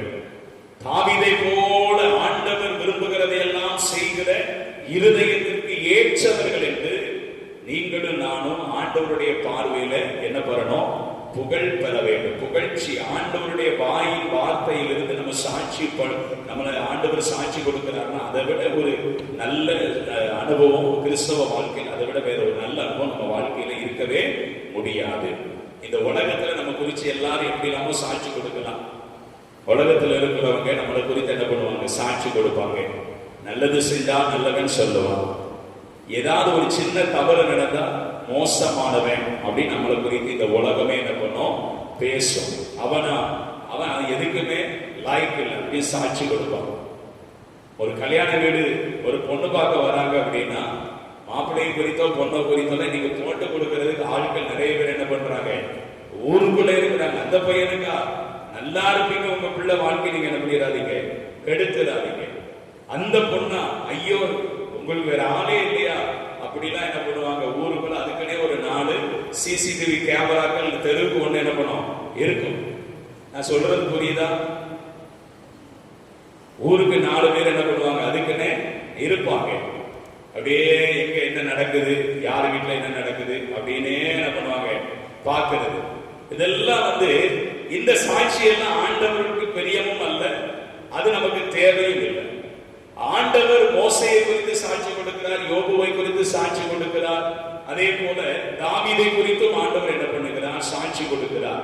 ஆபிரகாமை குறித்து ஆண்டவர் சாட்சி கொடுக்கிறார். அப்ப நம்முடைய வாழ்க்கையும் ஆண்டவருடைய பார்வையில சாட்சி கொடுக்கிற அளவுக்கு, ஒரு புகழப்படுகிற அளவுக்கு நம்முடைய வாழ்க்கை காணப்பட வேண்டும் என்று சொல்லி கர்த்தர் என்ன பண்ணுகிறார், விரும்புகிறார். வேதத்திலிருந்து ஒரு 2 சம்பவத்தை நான் உங்களுக்கு சொல்லும்படி நான் ஆசைப்படுகிறேன். நீங்க வேதத்தில் அப்படியே பரிசுத்த மத்தேயு எழுதின சுவிசேஷம் 8வது அதிகாரத்தை நீங்க திருப்பிக் கொள்ளுங்க. பரிசுத்த மத்தேயு எழுதின சுவிசேஷம் 8வது அதிகாரம் 5வது வசனத்திலிருந்து சில வசனங்களை வாலிப பிள்ளைகள் யாராவது உத்தர் வாசிக்க. இயேசு கப்பர்நகூமில் 100க்கு அதிபதி ஒருவன் அவரிடத்தில் வந்து, ஆண்டவரே, என் வேலைக்காரன் வீட்டிலே திமிர்வாதமாய் கொடிய வேதனைப்படுகிறான் என்று அவனை வேண்டிக் கொண்டான். அதற்கு இயேசு, நான் வந்து அவனை சொஸ்தமாக்குவேன் என்று ஆண்டவர் என்ன பண்ணுகிறார், 100க்கு அதிபதியிடத்தில் சொல்லுகிறார். ஒருவேளை இந்த பகுதி நம்ம அதிகமா படித்திருக்கக்கூடிய ஒரு பகுதி தான். எனக்கு அருமையான தேவ ஜனமே, 100க்கு அதிபதி, 100 பேருக்கு ஒரு தலைவனாய் இருக்கிற ஒரு மனுஷன் ஆண்டவரிடத்தில் வருகிறான். தன்னுடைய வீட்டில் இருக்கிற ஒரு வேலைக்காரன் மரண அவசியமான ஒரு வியாதியோடு கூட என்ன பண்ணுகிறான், போராடி கொண்டிருக்கிறான், திமிர்வாதமாய் இருக்கிறான் என்று வேதம் நமக்கு சொல்லுகிறது. அப்ப ஆண்டவரிடத்துல தன்னுடைய வேலைக்காரனுக்காக என்ன பண்ணுகிறான், வேண்டிக் கொள்ளுகிறான். அப்ப ஆண்டவர் சொல்லுகிறான், நான் அவனை என்ன பண்றேன், சுகமாக்குகிறேன் என்று சொல்லுகிறான். அப்ப இந்த வேலைக்காரன் ஆண்டவரிடத்துல ஒரு பதில் சொல்லுகிறான். வாலிப தம்பிமார் ஒருத்தர் யாராவது வாசிக்கீங்களா? 8வது அதிகாரம் மத்தேயு 8:8 யாராவது ஒருத்தர் வாசிப்போமா? வாலிப தம்பிமார் மத்தேயு 8ஆம் அதிகாரம் 8ஆம் வசனம். 100க்கு அதிபதி பிரதித்திரமாக, ஆண்டவரே நீர் என் வீட்டுக்குள் பிரவேசிக்க நான் பாத்திரன் அல்ல, ஒரு வார்த்தை மாத்திரம் சொல்லும், அப்பொழுது என் வேலைக்காரன் என்ன பண்ணுவான், சொஸ்தமாவான் என்று ஆண்டவரிடத்தில் அவன் என்ன பண்ணுகிறான், பதில் சொல்லுகிறான். ஆண்டவர் சொல்றாரு, நான் உன் வீட்டுக்கு வந்து என்ன பண்றேன், உன்னுடைய வேலைக்காரனை சுகப்படுத்துகிறேன் என்று சொல்லுகிறான். ஆனா இவன் சொல்றான், ஆண்டவரே அப்படி அல்ல, நீர் என் வீட்டுக்கு வருவதற்கு நான் பாத்திரவான் அல்ல என்று அவன் என்ன பண்றான், ஆண்டவரிடத்துல சொல்லுகிறான். அது மாத்திரம் அல்ல, நீர் ஒரு வார்த்தை சொல்லும், அப்பொழுது என் வேலைக்காரன் என்ன பண்ணுவான், சொஸ்தமாவான் என்று சொல்லுகிறான். நீர் ஒரு வார்த்தை சொன்னா போதும், என் வேலைக்காரன் என்ன பண்ணுவான், சொஸ்தமாவான். அப்போ இந்த 100க்கு அதிபதியினிடத்துல காணப்பட்ட ஒரு விசுவாசத்தை பாருங்க. ஆண்டவருடைய வார்த்தைக்கு வல்லமை உண்டு என்பதை அவன் என்ன பண்ணினா, உறுதியாய் நம்பினபடினால் அவன் சொன்ன ஒரு வார்த்தை, நீர் என் வீட்டுக்கு வர்றதுக்குள்ள நான் பாத்திரவான் அல்ல. இன்னைக்கு ஒருவேளை ஆண்டவர் நம்ம வீட்டுக்கு வருவார் என்று சொன்னா நம்ம என்ன பண்ணுவோம், ஆண்டவரை அப்படியே கூட்டிட்டு போயிடுவோம். ஆண்டவர் உனக்கு என்ன வேணும்னு கேட்டா நம்ம என்ன பண்ணுவோம், நமக்கு என்னெல்லாம் வேணுமோ அதெல்லாம் என்ன பண்ணுவோம், சொல்லுவோம். ஆனா இந்த மனுஷன் சொல்றான், என் வீட்டுக்கு வர்றதுக்கு நான் ஒன்னும் பாத்திரவான் தகுதியுள்ள ஒரு மனிதன் அல்ல. ஆனா நீ ஒரு வார்த்தை சொன்னால் போதும், அதனாலே என்னுடைய வேலைக்காரன் என்ன பண்ணுவான், சொஸ்தமாவார் என்று சொன்ன உடனே ஆண்டவர் என்ன பண்ணுகிறார், அங்கே வேதத்திலே சொல்லப்படுகிறது. 10வது வசனத்தை சேர்ல இருக்கிற யாராவது பெண்கள் வாசிப்போமா? 10வது வசனம் மத்தேயு 8:10. இயேசு இதை கேட்டு ஆச்சரியப்பட்டு தமக்கு பின் செல்லுகிறவர்களை நோக்கி, இஸ்ரவேலருக்குள்ளும் நான் இப்படிப்பட்ட விசுவாசத்தை காணவில்லை என்று மெய்யாகவே உங்களுக்கு என்ன பண்ணுகிறேன், சொல்லுகிறேன் என்று ஆண்டவர் சொல்லுகிறார். ஆண்டவர் சொல்லுகிறார், தனக்கு பின்னாக இருக்கிற ஜனங்களை பார்த்து ஆண்டவர் சொல்லுகிறார். கூட்டம் கூட்டமா மக்கள் நிற்கிறாங்க, ஆண்டவரிடத்தில் அற்புதத்தை பெறுறதுக்காக நிறைய பேர் வெயிட் பண்ணிட்டு இருக்கிற போது, இந்த 100க்கு அதிபதியினுடைய விசுவாசத்தை ஆண்டவர் பார்த்து தனக்கு பின்னாக இருக்கிற ஜனங்களை பார்த்து அவர் சொல்லுகிறார், இஸ்ரவேலருக்குள்ள இப்படிப்பட்ட ஒரு விசுவாசத்தை நான் என்ன பண்ணல, காணவில்லையே அப்படின்னு சொல்லி என்ன பண்றார் ஆண்டவர். அந்த 100க்கு அதிபதியை குறித்து என்ன பண்ணுகிறார், சாட்சியாய் கூறுகிறார். எனக்கு அருமையான தேவ ஜனமே, இன்னைக்கு நம்ம வாழ்க்கையில அப்படிப்பட்ட ஒரு விசுவாசம் இருக்கிறதா? அப்படிப்பட்ட ஒரு விசுவாசம் இருக்கிறதா? அங்கே வேதத்துல நம்ம வாசித்து பார்த்தா, பரிசுத்த யோவான் எழுதின சுவிசேஷத்திலே சொல்லப்படுகிறது. நீங்க திருப்பிக் கொள்வீர்கள் என்று சொன்னால் 20வது அதிகாரத்திலே, பரிசுத்த யோவான் எழுதின சுவிசேஷம் 20வது அதிகாரத்திலே நீங்கள் வாசித்து பாருங்களேன். 25வது வசனத்திலிருந்து வாசிங்க. மற்ற சீசர்கள் கர்த்தரை கண்டோம் என்று அவனுடனே சொன்னார்கள். அதற்கு தோமா, அவருடைய கைகளில் ஆணிகளினால் உண்டான காயத்தை நான் கண்டு, அந்த காயத்திலே என் விரலை விட்டு என் கையை அவருடைய விழாவிலே போட்டால் ஒழிய விசுவாசிக்க மாட்டேன். 3.5 வருஷம் ஆண்டவரோடு கூட ஊழியம் செய்த ஒரு சீஷன். இந்த தோமா என்கிற சீஷன் ஆண்டவரோடு கூட 3.5 வருட காலங்கள் ஊழியம் செய்வதற்கு கர்த்தரால் தெரிந்து கொள்ளப்பட்ட 12 சீஷர்களிலே ஒருவர். ஆண்டவர் அடிக்கடி தன்னுடைய உபதேசத்திலே சொல்லுகிறார், நான் மரணம் அடைவேன், நான் அடிக்கப்படுவேன், நான் ஒதுக்கப்படுவேன், நான் மரணத்துக்குள்ளாக நான் கடந்து செல்லப்பட்டு 3வது நாள் உயிரோடு கூட எழுந்திருப்பேன் என்கிற சத்தியத்தை எல்லாம் காதார கேட்ட இந்த தோமா என்கிற சீசன் சொல்லுகிறான், அவர் கையை தொட்டு பார்த்தாதான் என்ன பண்ணுவேன், நம்புவேன், இல்லைன்னா அதை நான் என்ன பண்ண மாட்டேன், விசுவாசிக்க மாட்டேன். மற்ற 10 சீசர்களும் சொல்லுகிறார்கள், யூதாசை தவிர மற்ற 10 சீசர்களும் சொல்லுகிறார்கள், இயேசுவை நாங்கள் கண்டோம், உயிரோடு கூட எழுந்தவராக நாங்கள் கண்டோம் என்று சொல்லுகிறதை தோமா நம்புவதற்கு தயாராக இல்லை. வேதத்தில் நீங்கள் வாசித்து பாருங்களேன், அதே 27வது வசனத்தை வாசித்து பாருங்க. பின்பு இயேசு தோமாவை நோக்கி, நீ உன் விரலை இங்கே நீட்டி என் கைகளை பார், உன் கையை நீட்டி என் விழாவிலே போடு, அவிசுவாசியாய் இராமல் விசுவாசியாயிரு என்றார். எப்படி இது? அவிசுவாசியாய் இராமல், சத்தமா சொல்லுங்க, எப்படி இருக்கணுமா? விசுவாசியா இருக்கணும். சில நேரங்களில் வெசவுசியா மாறி, விசுவாசிய சில நேரம் வெசவுசியா மாறி. விசுவாசியா தான் இருக்கணும். எப்படி இருக்கக்கூடாது? அவிசுவாசியா மாறக்கூடாது. நான் ஏற்கனவே இந்த சம்பவத்தை சொல்லியிருக்கிறேன். ஒரு தாயார், நல்ல ஜெபிக்கிற ஒரு தாயார், காலையிலும் மாலையிலும் இரவிலும் நேரம் கிடைக்கும் போதெல்லாம் ஜெபிக்கிற ஒரு நல்ல தாயாருடைய வாழ்க்கையில அவங்க வீட்டு பக்கத்துல ஒரு ஆள் உயரத்திற்கு ஒரு பாம்பு புத்து இருக்குது. ஒரு ஆள் உயரத்துக்கு என்ன இருக்குது? பாம்பு புத்து இருக்குது. இந்த அம்மா அடிக்கடி ஜெபம் பண்ணும் போதெல்லாம் இந்த பாம்பு புத்து என்ன பண்ணிடணும், இடிஞ்சு மண்ணோடு மண்ணா போயிடணும் அப்படின்னு அடிக்கடி ஜெபம் பண்ணுவாங்க. இந்த அம்மா ரொம்ப நாள ஜெபம் பண்ணாங்க, ஒண்ணுமே நடக்கல. ஒரு நாள் அவங்க இரவிலே ஜெபம் பண்ணும் போது அன்னைக்கு நைட்டுக்குள்ள நல்ல மழை. இப்போ இந்த அம்மாவுக்கு ஒரு விசுவாசம் என்ன தெரியுமா? ஆண்டவரே, இந்த மலையில அந்த பாம்பு புத்தானது என்ன பண்ணிடணும், கரைஞ்சி ஓடிடணும், மண்ணோடு மண்ணா கரைஞ்சி ஓடிடணும்னு சொல்லி விடிய அன்னைக்கு முழுவதும் ஜெபம் தான். வீட்டுல விடிய ஜெபம் பண்றாங்க. அப்படியே ஜெபம் பண்ணுவாங்க. ஒரு குறிப்பிட்ட நேரம் வந்தோடனே அப்படியே முழங்கால இருந்து என்ன பண்ணாங்க, அப்படியே கொஞ்சம் கொஞ்சமா கீழே வந்து அப்படியே தூங்க ஆரம்பிச்சாச்சு.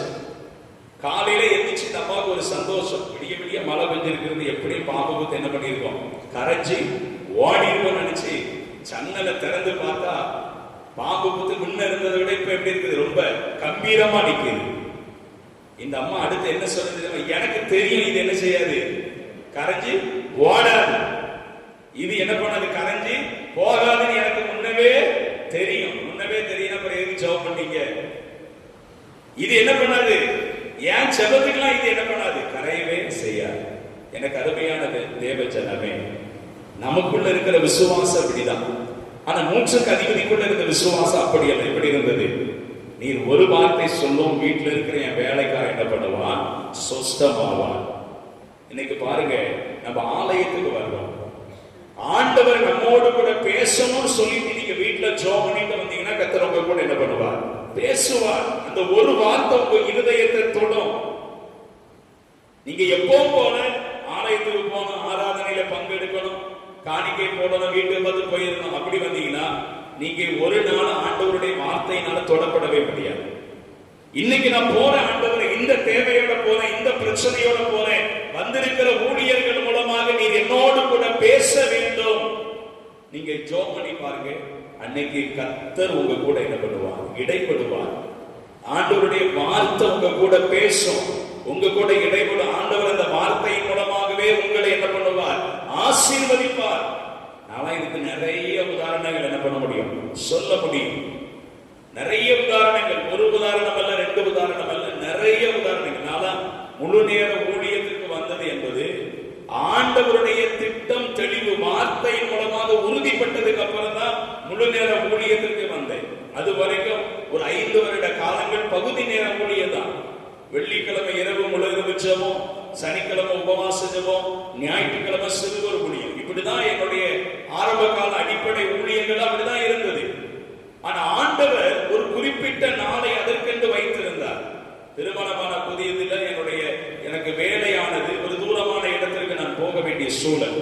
அப்படி நான் போக முடியாத ஒரு சூழலில் இருந்தபடினால் நான் வேலை செய்த அந்த கம்பெனியில எனக்கு கொஞ்சம் வேலையை நீங்க மாற்றி கொடுங்க அப்படின்னு நான் சொல்லும்போது அவங்க முடியாதுன்னு சொன்னாங்க.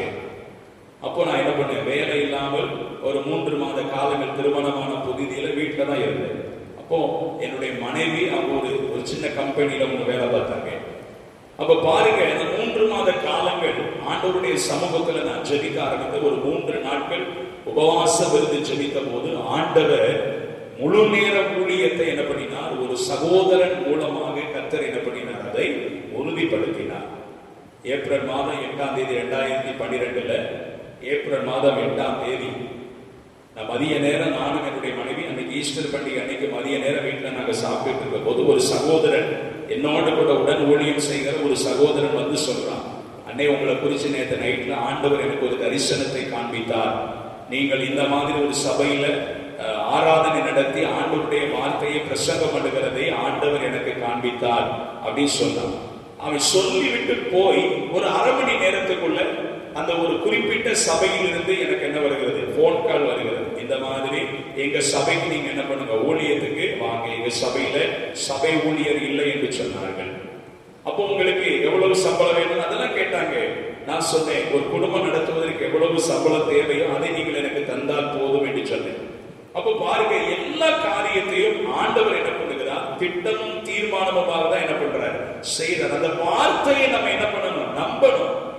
அந்த வார்த்தையை விசுவாசிச்சாதான் ஆண்டவரே நேர்ல வந்து என்கிட்ட பேசணும், தோமாவை மாதிரி நேர்ல வந்து கையும் காலையும் பார்த்தாதான் நாம் உயிர் திறந்தாருங்கிறத நம்புவேன்னு சொன்னா ஆண்டவர் நேர்ல வர மாட்டார்.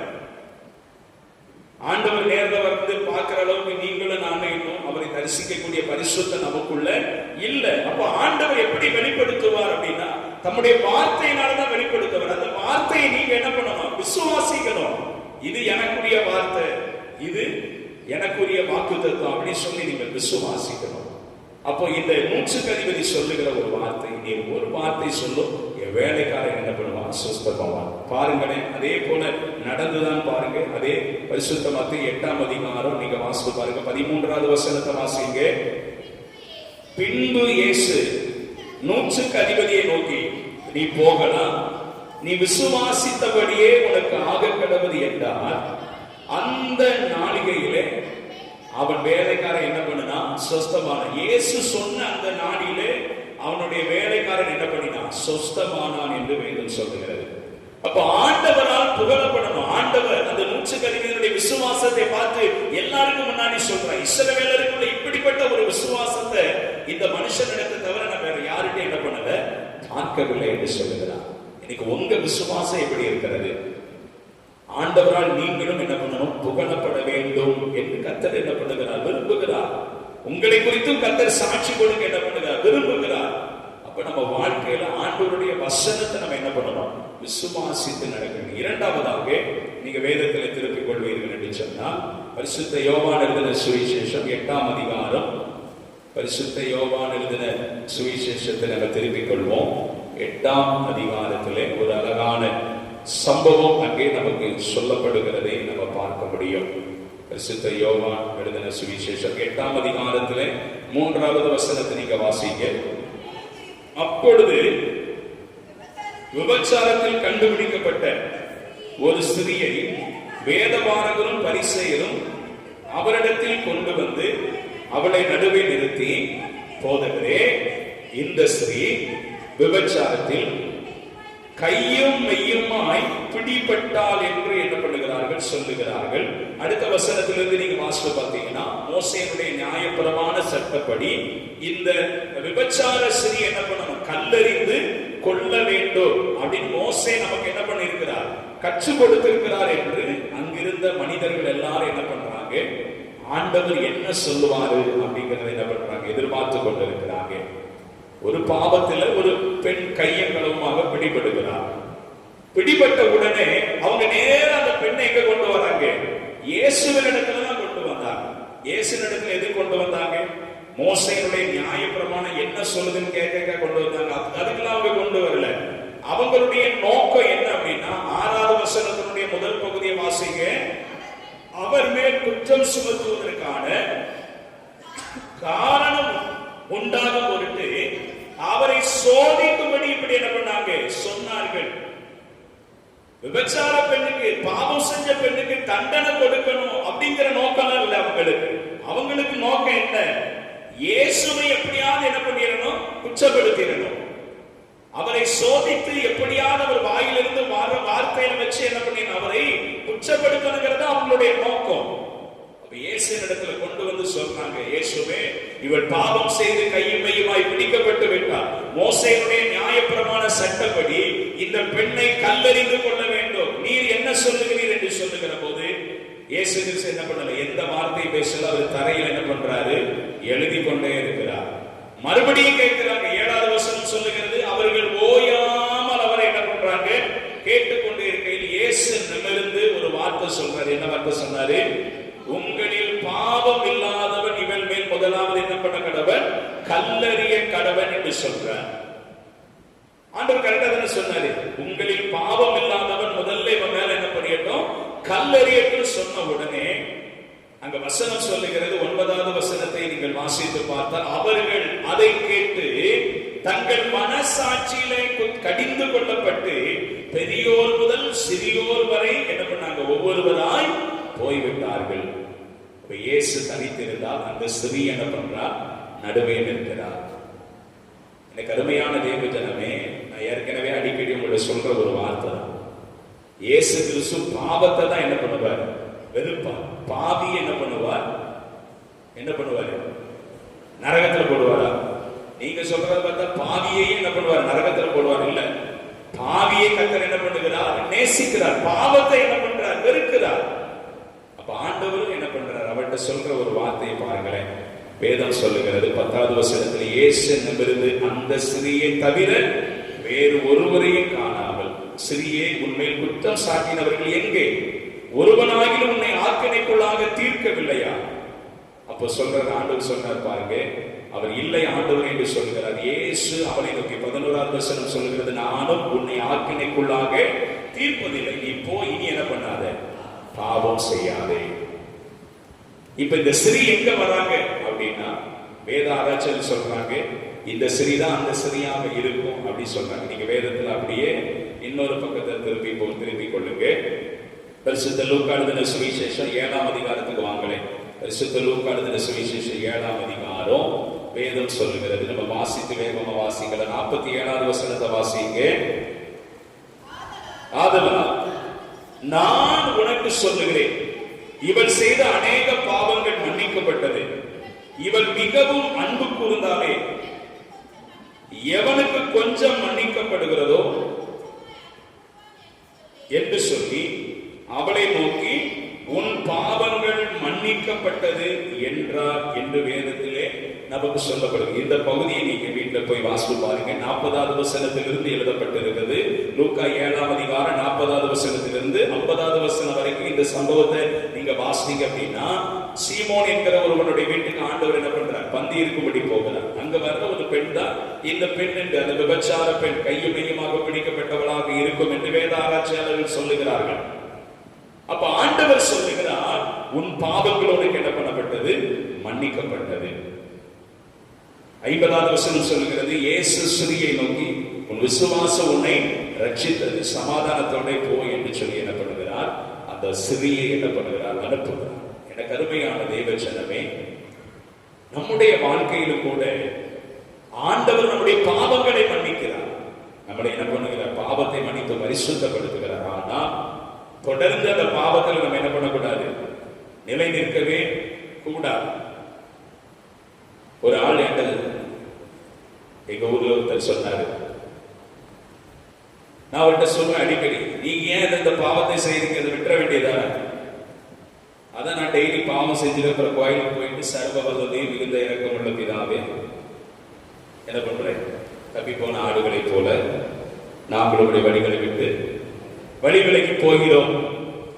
அந்த பாவரிக்க செவத்தை சொல்றோம்ல, அப்ப என் பாவம் என்ன பண்ணுகிறோம், அவங்களுடைய எண்ணம் அப்படிப்பட்ட எண்ணம். டெய்லி பாவரிக்க ஜெபம் சொன்னா பாவம் என்ன பண்ணிருமா? அப்போ டெய்லி பாவம் செய்ய சொல்றாரு ஆண்டவர்.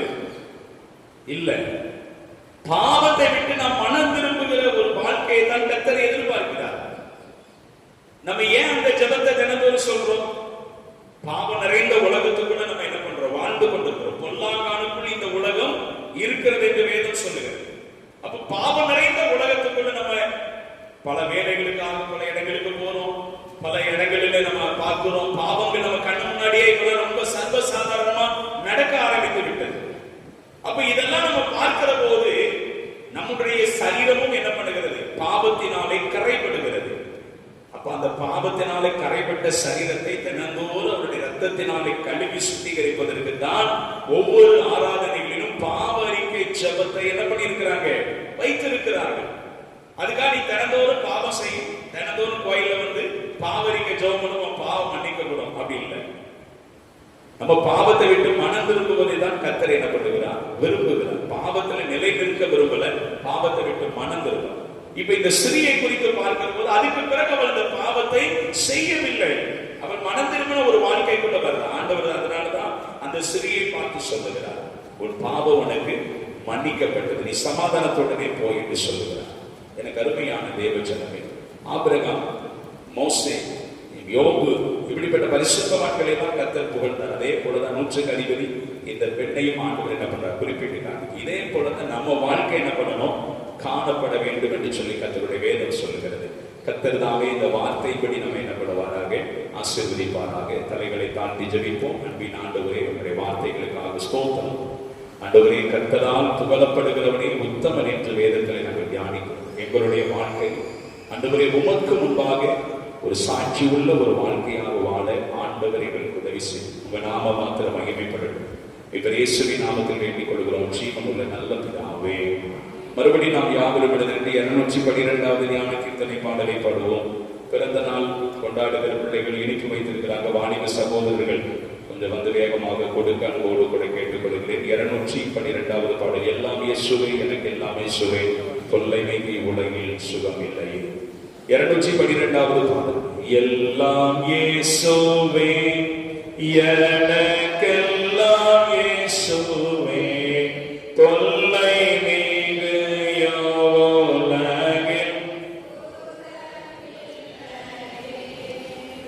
ஆயனும் சகாயனும் நேயனும் ஓபாயனும் நாயனும் கண்பான ஞானமன வாழனோ, எல்லாம் இயேசுவே எனக்கெல்லாம் இயேசுவே, தொல்லை நீங்கி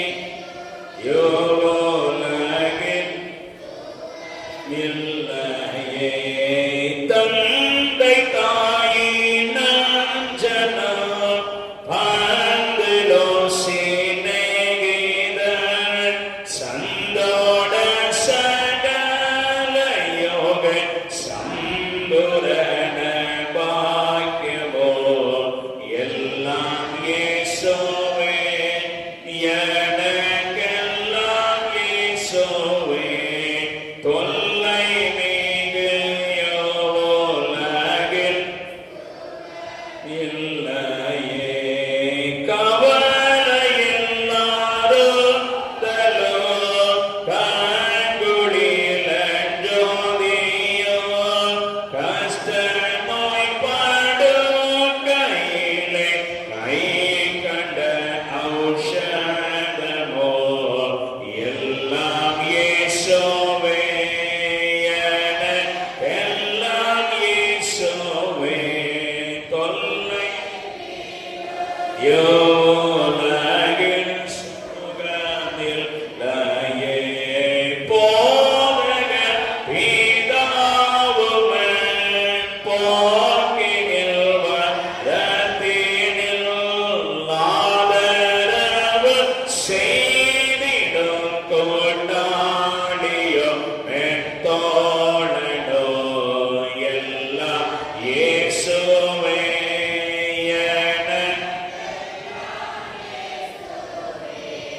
தொல்லை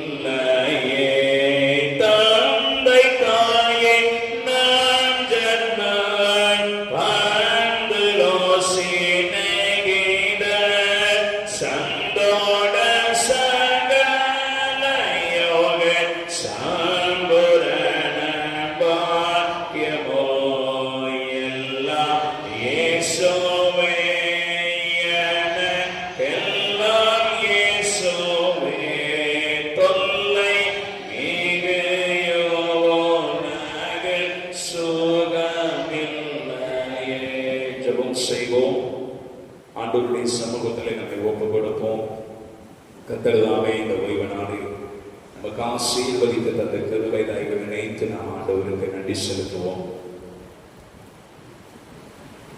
நம்முடைய வாழ்க்கையை தேவ கரத்திலே அர்ப்பணித்து ஆராய்ந்து பார்ப்போம். கர்த்தரால் புகழப்படுகிறவனே உத்தமன். வேதத்தில் அநேக பரிசுத்தவான்கள் கர்த்தரால் புகழப்பட்டார்கள். நம்முடைய வாழ்க்கையும் ஆண்டவருடைய பார்வையிலே பரிசுத்தம் உள்ளதாய், உண்மை உள்ளதாய், நீதி உள்ளதாய் காணப்பட தேவ கரத்திலே நம்மை அர்ப்பணிப்போம். எங்கள் அதிகமாய் நேசித்து வழிநடத்துகிற அன்பின் ஆண்டவரே நன்றி செலுத்துகிறோம், துதிக்கிறோம், ஸ்தோத்திரிக்கிறோம். இந்த ஆராதனையிலே பங்கெடுத்தோடைய நாமத்தை மகிமைப்படுத்தி சமூகத்திலே ஜெபித்துக் கொண்டிருக்கிற எங்கள் ஒவ்வொருவரையும் நாங்கள் ஒப்புக் கொடுக்கிறோம். பெரியவர்கள், தாய்மார்கள், குடும்ப தலைவர்கள், குடும்ப பெண்கள் ஒவ்வொருவருக்கு வேண்டிய நல்ல சுகபல ஆரோக்கியங்கள், கிருபைகளை கொடுத்து ஆண்டவர் பிள்ளைகளை நீர் ஆசீர்வதிக்கும்படியாக நாங்கள் வேண்டிக் கொள்கிறோம். வாலிப சகோதர சகோதரிகளுக்காக ஸ்தோத்திரம். தொடர்ந்து அருமையான பிள்ளைகளுடைய பரிசுத்த ஆலயத்தினுடைய ஆராதனைகள், கூடுகைகளிலே பங்கெடுத்தவருடைய நாமத்தை மிகப்படுத்த உதவி செய்க. படிக்கின்ற காரியங்களிலே ஆண்டவரை நல்ல ஞான கிருபைகளை கொடுங்க. அடுத்தடுத்த ஆண்டவரே கல்வி ஆண்டுகளிலே ஆண்டவருடைய பிள்ளைகளை தொடர்ந்து நீர் வழி நடத்தி செல்லபடி ஆட்சேபிக்கிறோம். சிறு பிள்ளைகளுக்கு ஆட்சேபிக்கிறோம். நல்ல ஞான கிருபைகளை கொடுத்து விசேஷித்த விதமாக இந்த வெயில் காலங்கள் பிள்ளைகளுடைய சரீரங்களிலே எந்த ஒரு பலவீனங்களை கொண்டு வராதபடி காத்துக் கொள்ளும்படி ஆட்சேபிக்கிறோம். தொடர்ந்துபடி சமூகத்திலே நாங்கள் தாழ்த்தி அர்ப்பணிக்கிறோம். ஆண்டவரே ஸ்தோத்திரம். இந்த நாள் முழுவதும் கிருபையுள்ள கடமைகளோடு கூட இருக்கட்டும். தூர தேசங்கள், பட்டணங்களில் இருக்கிற எங்கள் சபையை சார்ந்த, கிராமத்தை சார்ந்த அனைத்து குடும்பத்தின் பிள்ளைகளையும் ஆண்டவர் ஆசீர்வதித்து மகிமைப்படும். நீரே பொறுப்பெடுத்துக் கொள்ளுங்கள் என்று துணைப்பெரிய இயேசு கிறிஸ்துவின் நாமத்தில் வேண்டிக் கொள்கிறோம். ஜீவனுள்ள நல்ல பிதாவே, நம்முடைய கர்த்தராகிய இயேசு கிறிஸ்துவின் கிருபையும் பிதாவாகிய தேவனுடைய அன்பு பரிசுத்த ஆவியானவருடைய ஐக்கியம் நம் அனைவரோடு கூட நினைக்கிறதாகவே. தேவ ஆசீர்வாதத்தோடு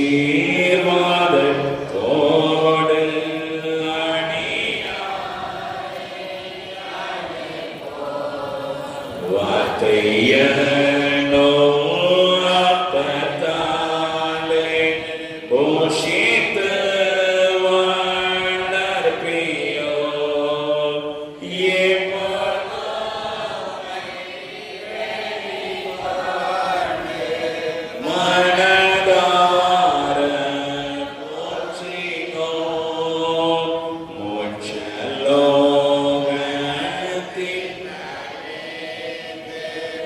உம்மை வாழ்த்தி தொழுவோம். ஆமென். ஆத்துமாவே கர்த்தரை ஸ்தோத்திரி, முழு உலகமே பரிசுத்த நாமத்தை ஸ்தோத்திரி. என் ஆத்துமாவே கர்த்தரை ஸ்தோத்திரி, கர்த்தர் செய்த சகல உபகாரங்களையும் மறவாதே. ஆமென். எல்லாருக்கும் ஸ்தோத்திரம். கர்த்தர் உங்களை ஆசீர்வதிப்பார்.